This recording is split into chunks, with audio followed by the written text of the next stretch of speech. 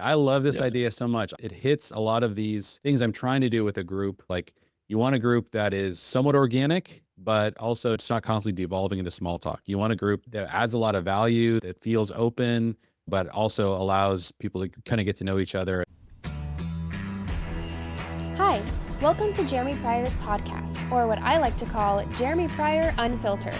I'm his daughter and producer, Kelsey Gall, and we are excited to bring you seasons of content all the way from Tolkien to theology, from business to family. If you like to contemplate deep philosophical ideas across a wide range of topics, you've come to the right place. Make sure you give us a follow so you don't miss out on future episodes. Hey everybody, welcome back to the podcast. I'm excited to be joined today by my friend Brad. Brad is a recent member of Integrated, our mastermind, where we get together with other believing dads who own businesses, and we try to figure out how to integrate faith, family, and business. And Brad actually found out about Integrated through a buddy of mine, Taylor, who could not stop talking about this book club that Brad Brad hosts, and that really got my attention because I have tried every kind of iteration that I can think of how to get guys together. I'm not big into small talk. So I'm always like, how can you drive the conversation into a deep place quickly? How do you get different people in? And so the more Taylor was describing the book club that Brad started, the more I was like, whoa, there's a lot of amazing things to this. So if you guys are interested in hosting an evening where guys are getting together, talking about books and having a deep conversation, this is going to be the podcast you want to listen to. So I'm going to dive into this. Brad, thanks for jumping on here. Maybe introduce yourself real quick, where you live, your family, and then I'd love to get into kind of the origin story of the book club. Sure. Yeah, happy to. So my name's Brad Bevers. I'm married, have four sons, live in Chapel Hill, Texas, which is a small town in Texas just between Houston and Austin. So I'm an elder at our local church here, and I own a real estate business. So that's my day job. Awesome. Sweet. And then, kind of walk me through what was the inspiration for getting this started, and how did it get going initially? Yeah. So about 12 years ago, me and the lead pastor at our church at the time, we kind of had an informal book club. Whenever we got together, we just share what we had read, and we came up with the idea to start a book club where you would bring your own book and talk about whatever you wanted to read rather than being assigned a book. So I read a lot, but I don't like being told what to read or feeling like I have to read something, because I just kind of like to read whatever's next on my list that I feel like reading. So we decided to start a bring your own book club. So the goal of the book club when we originally started, and still is today, is you can read whatever you want. The goal is to read 2 books a month, and you come every month and you share what you liked about the books, what you didn't like, and kind of pitch the books to each other around the room. Awesome. Very cool. Yeah. So I think, so one of the things that there's several elements to that kind of a setup that kind of new to me. So obviously when I think about book club, I always think about we're all reading the same book. Yeah. And so we're all talking about the same topic. So like how does that impact this? And I'm curious if there was any kind of iterations as you were developing this idea, that as was that, so it started that way as a bring your own book club.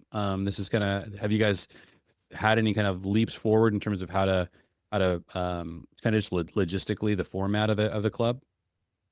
Yeah, it started as bring your own book club. It started very small. It was me and our pastor and one other guy who is a new Christian. So part of the reason we started it was just because he was a reader and we were kind of talking through uh, different books and wanted to give him more recommendations. And it was a good opportunity to just talk about some different topics. But it quickly grew to 12 guys, Hmm. uh, meeting kind of once a month, talking about things. So it has had a few different iterations. So when we originally started, it was just guys, and we would meet once a month. We'd have some people who showed up one month and never came back again. I think they were expecting more of a cigar club than a book club. So, Yes.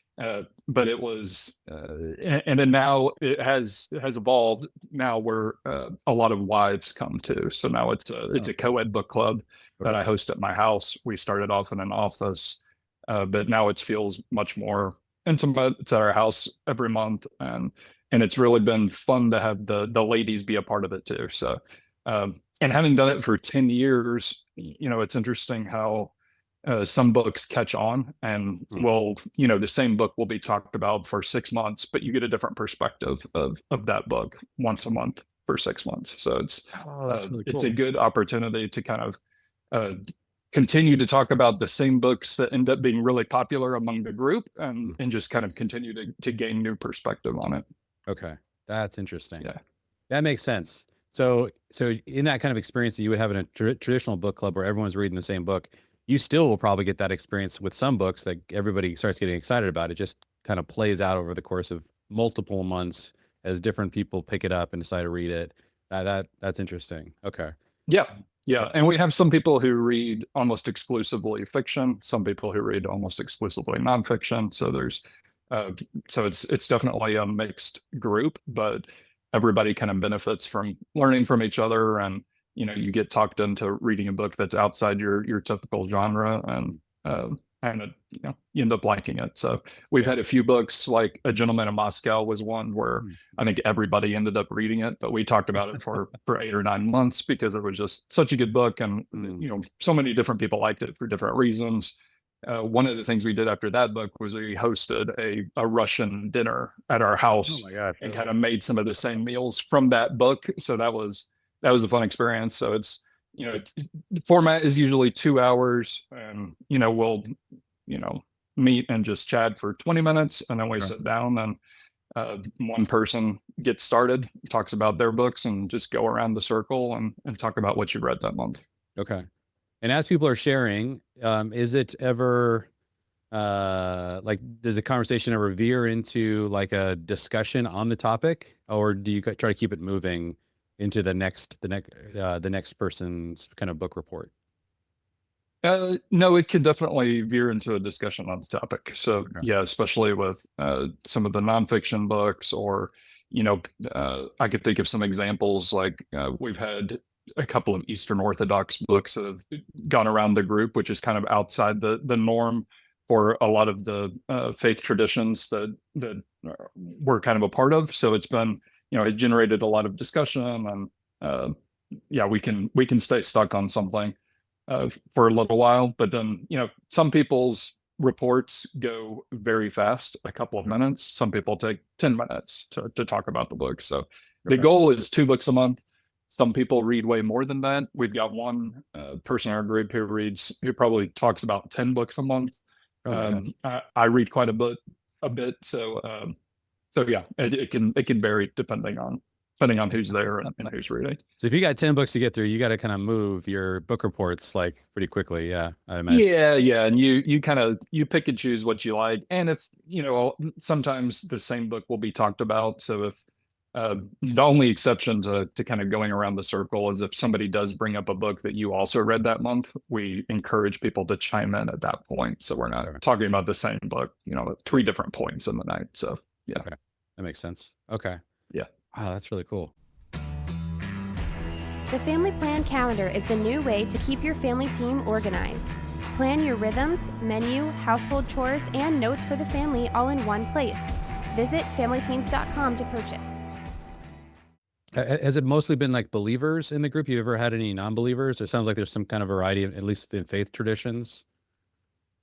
Yeah, it's ended up being mostly believers, but a lot of new believers, and really people from a lot of different churches. So we've had a wide variety of people, at least in our area, from the Baptist Church, the Catholic Church, the Lutheran Church, just kind of a mix of everybody. So definitely get a good mix of the types of books that are talked about. Okay. Do you ever run out of time to get to people's book reports because the discussion got really lengthy? We've never run out of time. I mean, we've gone overtime. It's typically 2 hours. We host it from 6 to 8, but a lot of the people who come have kids, and there's a babysitter cutoff, so we'll naturally get faster towards the end if we have to. So okay, 6 to 8 on which night do you guys do it?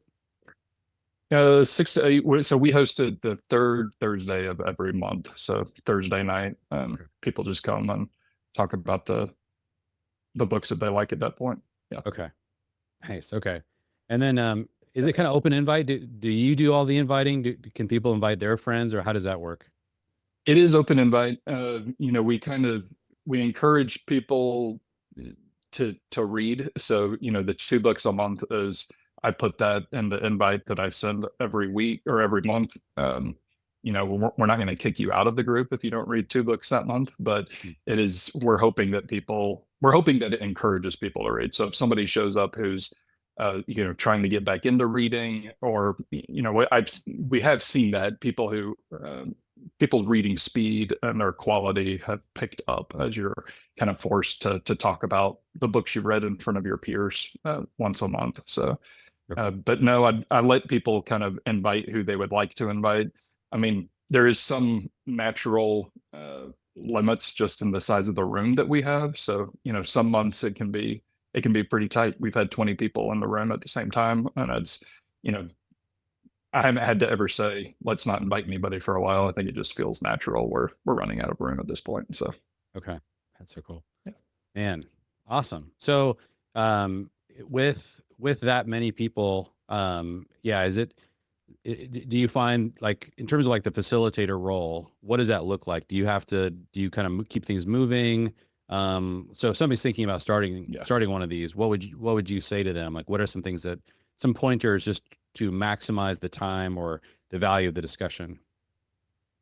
Yeah, I think the biggest thing is just setting the tone at the beginning. So it matters a lot who goes first. So whenever we kind of sit down in the circle, I'll explain just a short 1-minute explanation of kind of the way it will look if we have any newcomers, and then I pick somebody who's a regular at the group who I know will do a good job of setting the tone of talking thoroughly about the book, but not too long, not too short. Okay.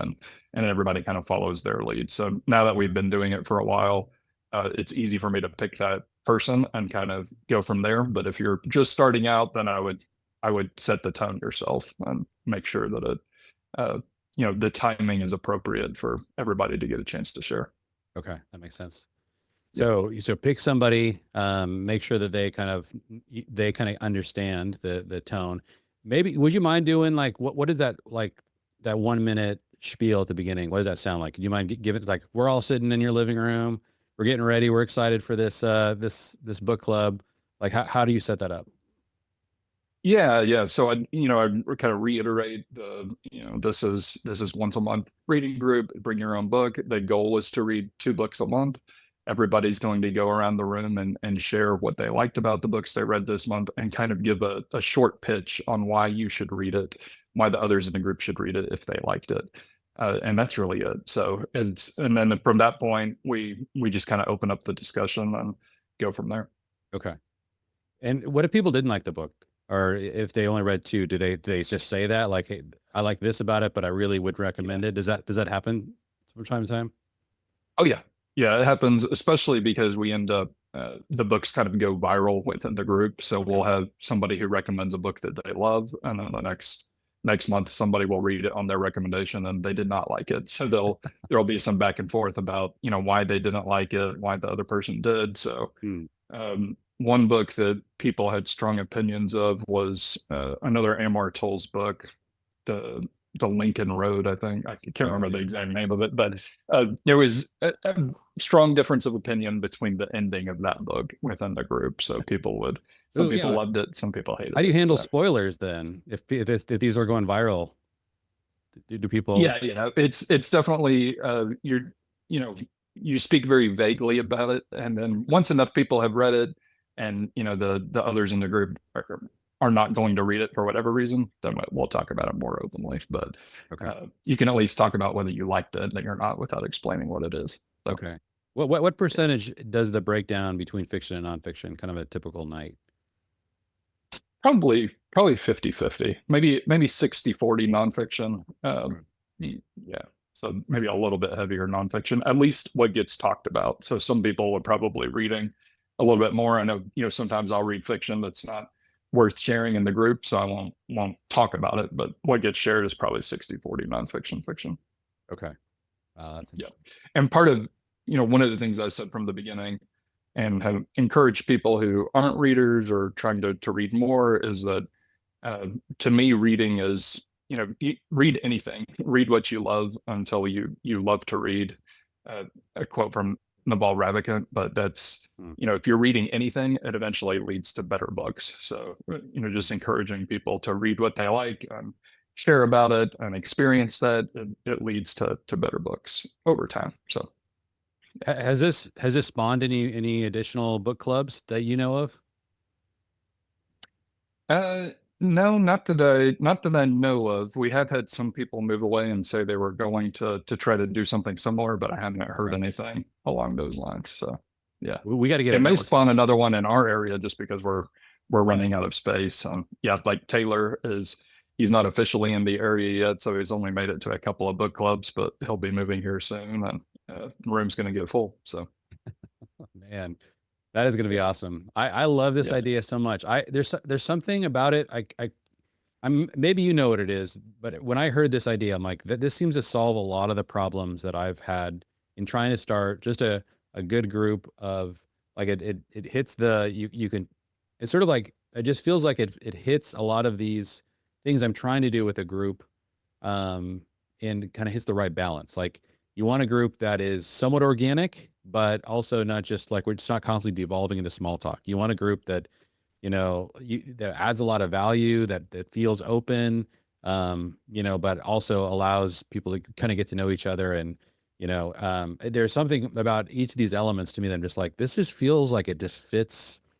It kind of just, the fine line that it's also like there's the prep. There's not like somebody that has to do a bunch of work to. But I'd love to hear. I know that you've thought through, like, at least on the invite side. Oftentimes when people are trying to start something like this, they do need a little help figuring out what does recruiting look like. Is there any tips or thoughts you've had about how to maybe get that kind of critical mass going so that you can get this thing started? Yeah, I think the hardest part is just, finding two or three other people who are really strong readers. And then once you have that and you invite them, people like, it's been a good opportunity for people to talk about what they're reading, because a lot of times people who are readers will read quite a bit without an outlet to share what they're reading. So, in my experience, those people who already enjoy reading connect with the group instantly, and they're kind of glued in. And then other people will kind of come and go, but those your core group, as long as they're readers, they're going to enjoy the opportunity to talk about it. Okay. Do you guys have any other kind of communication? Do you like cadences? Do you have like a WhatsApp group, or do you send out emails, or what's your typical way of kind of making announcements or staying connected? Yeah, only one email a month. So I just send out the one email invite a month. I ask people to tell me if they're going to make it or not, just so we know for sure if we're going to run out of space. But other than that, it's not that complicated. We'll usually open up a bottle of wine or two, and just kind of enjoy company while we're there. People end up staying 30 minutes after it's over just to chat usually.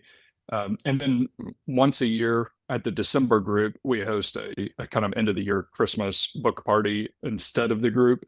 And at that party, everybody decides what their best two books of the year was. So you get to pick a nonfiction book and a fiction book and kind of pitch what was your best book of the year and why. So, and talk about that. So, Are you following us on Facebook and Instagram yet? Look up @Family Teams to get even more free content and never miss out on event announcements. Yeah, that's awesome. What were your two for 2024? 2024 was let's see, the another M.R. Toll's book, Table for Two. Okay. His short fiction collection. That and Demon Copperhead by Barbara Kingsolver were kind of neck and neck for my favorite fiction. Nonfiction, I read Nuclear War by Annie Jacobson. That one was really good. So Nuclear War, and then also Jonathan Gibson's O Come, O Come, Emmanuel, kind of a daily liturgy book that I really enjoyed. So those were my four. I cheated. So That's good. Yeah. Well, man, I love that you guys have kind of a rhythm, an annual rhythm too, that you've actually added to this, so that you have that celebratory end of the year. Look what we've done. Now, what do you call it? Do you call it book club? Bring your own book club? Like, how do you guys refer to it? We call it Bring Your Own Book Club, so BYOB Okay. Club.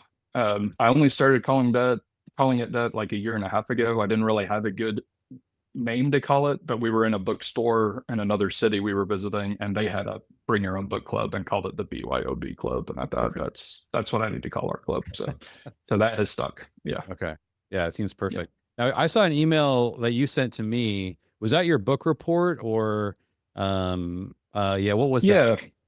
So I also have a book newsletter that I send out once a month that's different than the club, but it has, short reviews of everything that I've read every month. I've done that almost just as long, so it's not technically connected to that book club, but a lot of the books that I get pitched, I'll end up reading and then reviewing in that book newsletter. So it goes out to a different group of people, but they are separate. That was a cool summary. Yeah. Yeah, with Taylor in your group, I'm worried that he's gonna like wire up some kind of AI bot that's gonna like summarize Yeah. everything people are saying. Yeah. You're gonna Yeah. get emails. Oh man. Okay. Well, if somebody's listening to this and they're kind of like thinking about like this idea, any last things that you would say, either why it makes sense to do this or any tips that maybe we didn't cover that might be helpful for somebody who's pretty serious about getting this thing started, as I am. Yeah. No, I would encourage anybody who's even a little bit interested to try it because it's been really fruitful for us. It serves as one of our main sources of community. It's a great opportunity to build new friendships and kind of stay connected with other people, even if your kids don't match up exactly right in age. So it's been, over the past, 12 years, it's been a fantastic way to just stay in touch with all those people and, get great book ideas. One of the reasons I started it was so I could get better book ideas from people who aren't normally, in my circle, and it's not just relying on the Amazon algorithm to tell me what to read next. So I've definitely read books that are outside of what would have read otherwise because of this group. So yeah, I would Yep. encourage anybody who's interested to get started. Yeah. I've tried so many different weird algorithms to find books. So like, obviously all the suggestions on Amazon or Audible. And I think you're right. I mean, there's something about just having a community of people because hearing from somebody else pitch and you're like, oh, like that's special. And I think I could see Yeah. that really helping me get into a genre that I'm not current, like especially skipping genres. That to me is a really hard move through suggestions, because I'm always like, well, where in the world would I start in that world? And so I really like that idea that it's just totally open ended to whatever kind of books, like devotionals, fiction, nonfiction. One great example of even the reason why I'm talking to you is because Taylor brought your book to the group one time and talked about family revision. So I had not heard of your book, or I don't know that I would have ever heard of it if Taylor hadn't brought it up at the group. So, that's a good example of a book that I read and enjoyed, and I'm here talking to you because of that. So That's yeah, right. Yeah, yeah, we got to do these things. We got to like there's sort of an expansiveness and to what this could represent. And this does feel like it is another one of those sort of events to me that just smacks of like a kind of a certain kind of family culture. Like you guys are creating in your family. It represents that well. And this is why, to me, when I hear this idea, I'm like, I think there's a version of this that really would fit my family. I just hadn't thought about, or heard of a tool like this. So that's why, yeah, I want to get all the details. I'm going to be kind of re-listening to this podcast and just kind of like making sure I got it right. And then I'm going to be launching something. So if you're listening to this, by the way, and you do start a bring your own book club, let us know, let Brad know. I want to see if we can see this expand and and see other ones. And maybe when we're driving around, the different parts of the country, we can pop in on each other's bring your own book clubs. And yeah. yeah, I think that'd be a super fun experience. Awesome. Well, Brad, thanks for jumping on the podcast and sharing this idea. And yeah, really for being intentional too about getting this group started. Yeah, absolutely. Great chatting with you. Thank you for listening to Jeremy Pryor's podcast. Make sure you hit that follow button so you don't miss out on any future content. Follow Jeremy on Twitter and Instagram, as well as his Substack blog, all linked in the description. See you next time.